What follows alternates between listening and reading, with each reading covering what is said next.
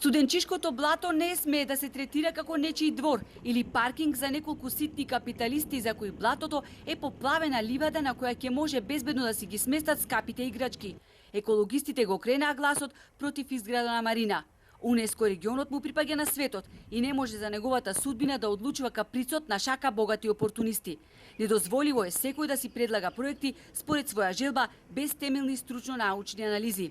Во студенчишко блато и во близина на студенчишко блато не треба да се предвидува никаква марина, ради што во крајна линија марината бара вода. Таму немаме вода, најверојатно се планира да се прокопа дел од просторот таму и да се донесе вода, што тука повторно ќе биде застоена и ќе представува голема опасност и за езерото, и за во крајна линија и за блатото, и за целиот тој простор.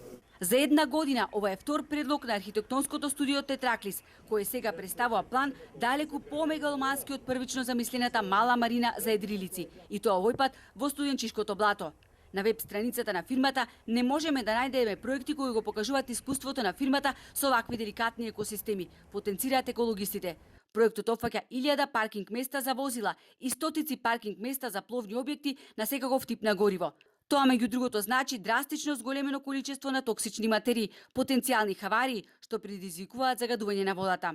Доколку експертите утврдат дека таа марина би значила деструкција, а бидејќи во првата заштитна зона на прв поглед изгледа дека тоа ќе значи деструкција, таков проект сигурно нема да може да се дозволи.